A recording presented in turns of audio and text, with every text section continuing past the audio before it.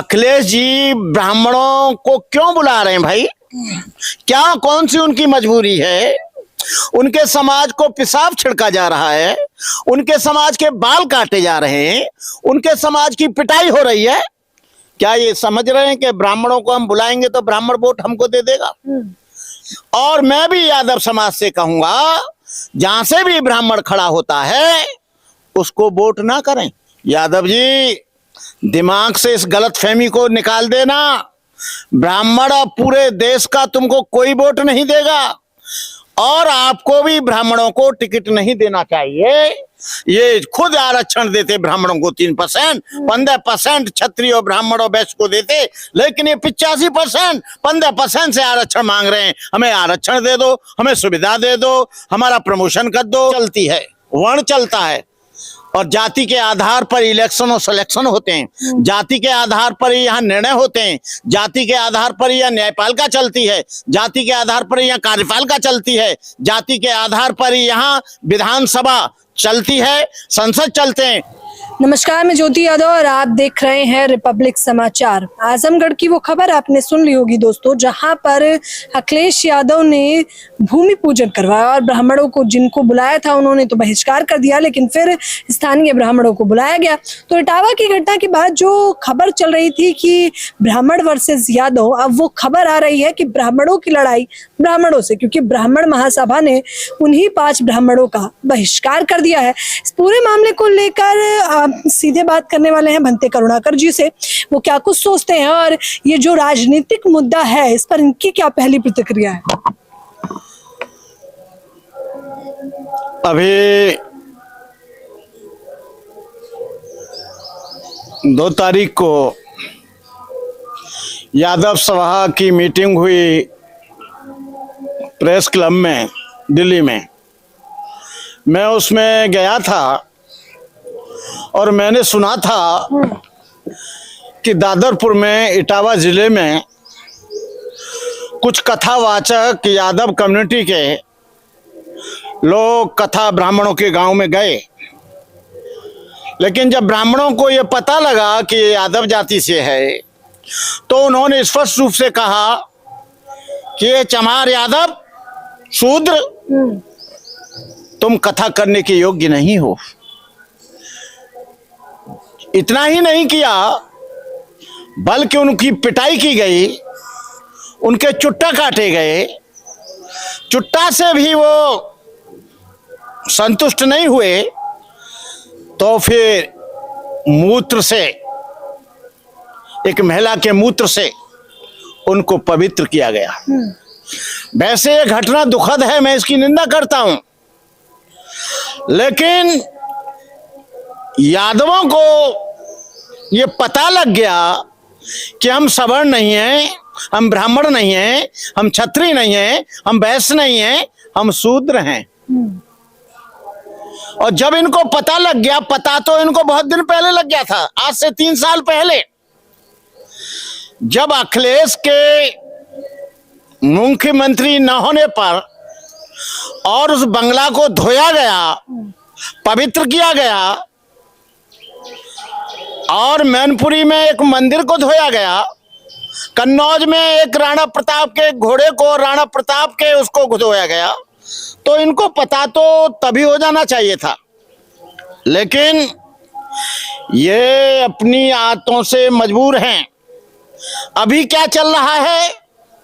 यादव समाज ब्राह्मणों का बहिष्कार कर रहा है, गांव में बोर्ड लगा रहा है, प्रवेश निषेध है, ब्राह्मण के द्वारा कोई संस्कार जन्म से लेकर मृत्यु तक नहीं कराएंगे। लेकिन ठीक 4 दिन बाद अखिलेश जी का जो नवनिर्मित मकान है उस पर उन्होंने 5 ब्राह्मण बुलाए। मतलब अखिलेश जी उनका सत्कार कर रहे हैं, जो यादव समाज के सबसे बड़े नेता हैं, और यादव समाज ब्राह्मणों का बहिष्कार कर रहा है। ये कैसे चलेगा?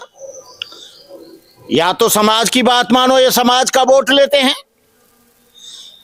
जब ये समाज के साथ नहीं हो सकते तो किसके साथ होंगे? अखिलेश जी को चाहिए था, लेकिन अखिलेश जी के बुलाने पर उन 5 ब्राह्मणों की आफत आ गई और ब्राह्मण महासभा ने उनको बहिष्कृत कर दिया, समाज से निकाल दिया। क्या यादव समाज, जो यादव ब्राह्मण से पूजा पाठ कराएगा, क्या उस यादव को निकालने का काम करेगा? ये तो मैं सोचता हूं कि ब्राह्मणों में ज्यादा एकता है। ब्राह्मण तो कह रहे हैं कि अखिलेश यादव का हम बहिष्कार कर चुके हैं। बहिष्कार कर चुके हैं तो ये अखिलेश जी ब्राह्मणों को क्यों बुला रहे हैं भाई? क्या कौन सी उनकी मजबूरी है? उनके समाज को पेशाब छिड़का जा रहा है, उनके समाज के बाल काटे जा रहे हैं, उनके समाज की पिटाई हो रही है। क्या ये समझ रहे हैं कि ब्राह्मणों को हम बुलाएंगे तो ब्राह्मण वोट हमको दे देगा? यादव जी, दिमाग से इस गलतफहमी को निकाल देना। ब्राह्मण पूरे देश का तुमको कोई वोट नहीं देगा और आपको भी ब्राह्मणों को टिकट नहीं देना चाहिए। और मैं भी यादव समाज से कहूंगा, जहां से भी ब्राह्मण खड़ा होता है उसको वोट ना करें। लेकिन ब्राह्मण कह रहे हैं जो हमारा अपमान किया इटावा वाली घटना पे, उसका बदला कैसे लेंगे हम? अरे भाई, ब्राह्मण कह रहे हैं कि बदला लेंगे। उन्होंने अपने सजातीय लोगों को बुलाकर अपने यहाँ उनका भजन भी सुना, कथा भी सुनी, उनको 50-50 हजार रुपए भी दिए। लेकिन जिस ब्राह्मण को इटावा में पीटा है उसको क्यों नहीं बुलाया? इनको बुलाना चाहिए था, उसको भी इनाम देना चाहिए था। क्योंकि पिटाई तो पिटाई है, अपमान तो अपमान है, चाहे ब्राह्मण का हो, चाहे यादव का हो, चाहे धोबी का हो या धानुक का हो।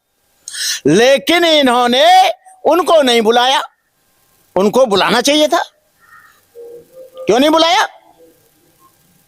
लेकिन अखिलेश यादव ने तो बुलाया था इटावा के लोगों को और सम्मानित भी किया था, ढोलक भी दी थी।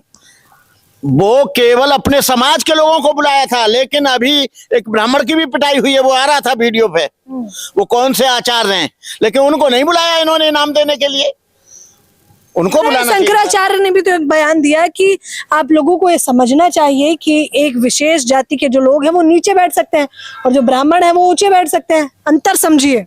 अरे भाई, सारे शंकराचार्य, सारे सन्यासी, सारे ब्राह्मण सन्यासी बोल रहे हैं कि शूद्र को, यादव को, लोधी को, पटेल को, पाल को, साकी को, कुम्हार को, लोहार को कोई भी कथा पढ़ने का अधिकार नहीं है। लेकिन ये सारे के सारे लोग एक, अखिलेश जी ने एक जुमला चलाया है, पीडीए। पीडीए का मतलब पिछड़ा, दलित अल्पसंख्यक। दलित अल्पसंख्यक।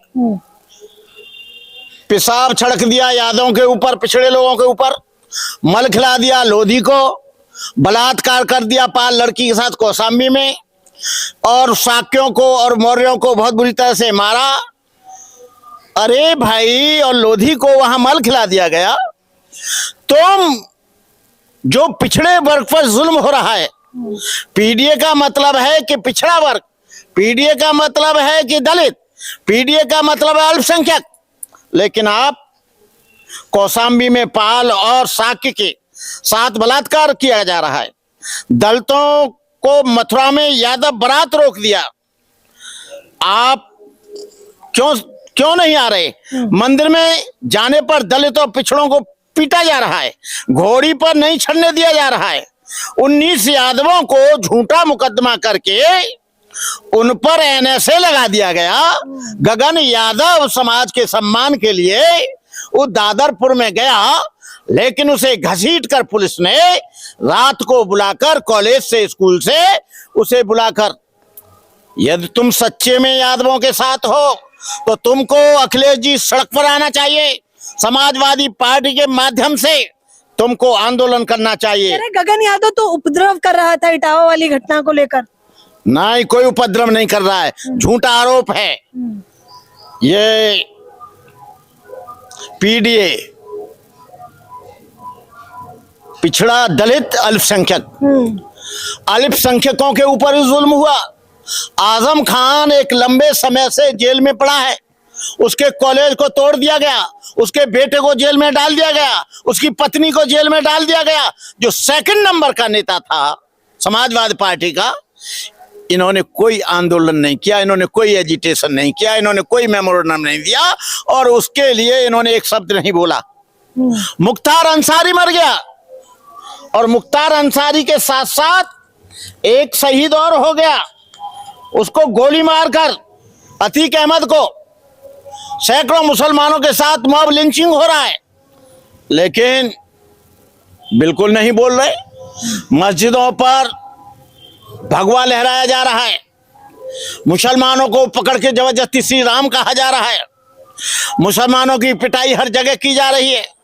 कुंभ में बोर्ड लगा दिया कि मुसलमानों का कुंभ नगरी में निषेध है, लेकिन ये डुबकी लगा के नहा रहे हैं उसमें। इन्होंने जिस शंकराचार्य के पास ये बैठे हैं, वो शंकराचार्य भी कह रहा है, वो अभिमुक्तेश्वर, कि इनको कोई भी अधिकार नहीं है कथा पढ़ने का, ये उनके पैर छू रहे हैं। तो मैं अखिलेश जी से पूछना चाह रहा हूं कि तुम्हारा समाज ब्राह्मण का बहिष्कार कर रहा है, तुम सत्कार कर रहे हो, इसका मतलब आप समाज के विपरीत चल रहे हो। तुमने जो पीडीए बनाया है, पीडीए क्या कर रहा है? पिछड़े पर जुल्म हो रहा है, दलित पर जुल्म हो रहा है, मुसलमान पर जुल्म हो रहा है, ईसाई पर जुल्म हो रहा है, आपके सिखों पर जुल्म हो रहा है, बौद्धों पर जुल्म हो रहा है। तुम्हारा पीडीए केवल इसलिए है कि ये पिछड़ा और दलित और अल्पसंख्यक तुमको वोट देके मुख्यमंत्री बना दे। यदि तुम पीडीए को प्यार करते हो तो अब की घोषणा करो कि मुसलमान को मुख्यमंत्री बनाया जाएगा, मुसलमान के अलावा कोई भी नहीं बनेगा। फिर कहो कि यहाँ लोधी को मुख्यमंत्री बनाया जाएगा, फिर कहो कि यहाँ पर शाक्य को मंत्री बनाया जाएगा, फिर कहो कि यहाँ लोधी को मंत्री बनाया जाएगा, फिर कहो पाल को मंत्री बनाया जाएगा। ब्राह्मण को न कहें कोई बात ना है, ब्राह्मण को तो बनाना ही नहीं चाहिए। वो तो हर जगह मंत्री और प्रोफेसर और इंजीनियर और डॉक्टर 3% लोग हैं, लेकिन 90% पर वही बैठे हैं। उन्हें क्या बनाएंगे? वो तो बने बनाए हैं, वो बने बनाए। लेकिन कह रहे हैं शिक्षित भी तो वही है, टैलेंटेड भी तो वही है। टैलेंटेड वो नहीं है, टैलेंटेड आज सब जाति में है। लक्ष्मण यादव टैलेंट था, उसे क्यों निकाल दिया भाई? वो एक लड़की थी जाटव समाज की, शेड्यूल कास्ट की, उस लड़की को क्यों निकाल दिया? ऋतु को क्यों निकाल दिया?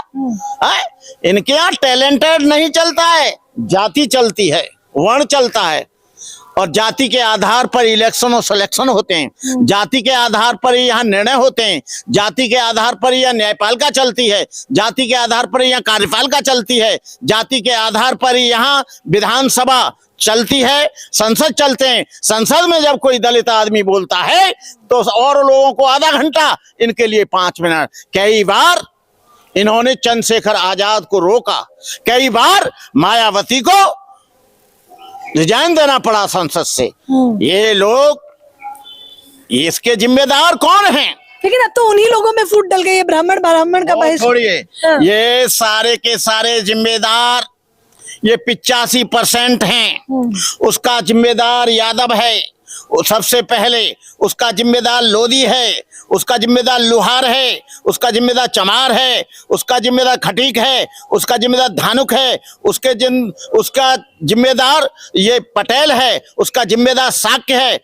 ये लोग फोड़ लेते हैं, तोड़ लेते हैं, और मनुस्मृति को स्थापित करने के लिए अब 2 तरह की लड़ाई रहेगी, या तो संविधान रहेगा, या तो अम्बेडकरवाद रहेगा, या मनुवाद रहेगा। ये लोग अम्बेडकर की बात को मान जाते, ललित सिंह यादव की बात को मान जाते, रामस्वरूप वर्मा की बात को मान जाते, तो आज इनको कोई शूद्र कहने वाला नहीं था।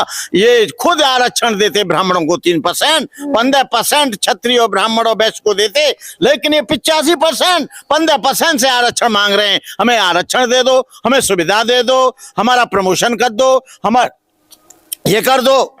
भाई अब ऐसा है कि यादवों से मैं कहना चाहता हूं कि यादवों, तुम अपनी समजाति के लोगों के ही द्वारा कथा कराओ, चमारो तुम अपनी जाति के लोगों से ही पूजा पाठ कराओ, तब ये समाज आगे जाएगा। बैकवर्ड को अपने समाज का ढूंढना चाहिए, शेड्यूल कास्ट को अपने समाज का ढूंढना चाहिए, चाहे वो कुछ भी मानता है, बौद्ध धर्म मानता है या हिंदू धर्म मानता है या सिख धर्म मानता है या ईसाई धर्म मानता है, मेरा उससे कोई लेना देना नहीं है। मेरा लेना देना है, यदि तुम चाहते हो कि मनुवाद अपने आप खत्म हो जाएगा, ये जो कथावाचक हैं, जो ब्राह्मण कथा पढ़ रहे हैं, वहां भीड़ किनकी होती है? इन्हीं सारे बैकवर्ड के लोगों की, इन्हीं सभी शेड्यूल कास्ट लोगों की। यदि ये कथा सुनना बंद कर दें, सारे पांडाल खाली मिलेंगे, सारे पांडाल में एक आदमी नहीं होगा, दक्षिणा बंद हो जाएगी। तुम अपनी जाति के ही मंदिर बनाओ, अपनी ही जाति के पुजारी रखो, कोई ठेका नहीं ले लिया इन्होंने, इनको निकाल बाहर करो। बताइए, कोई ठेका नहीं ले लिया है इन लोगों ने। ब्राह्मणवाद जिस प्रकार से चरम पर है, उसकी धज्जियां उड़ाते दिखाई दे रहे हैं भंते करुणाकर, जो इस वक्त हमारे साथ मौजूद थे। सीधे तौर पर कह रहे हैं अपने ही समाज के लोगों को बढ़ाना है आगे, तो अपने ही समाज के लोगों को कर्मकांड के लिए चुनना होगा। ये तमाम इस प्रकार की खबरें आपको देखने को मिलेंगी। बस आप लोगों से अनुरोध है कि रिपब्लिक समाचार ज्योति यादव को शेयर करें, सब्सक्राइब करना ना भूलें। कैमरामैन नावेद के साथ ज्योति यादव, रिपब्लिक समाचार।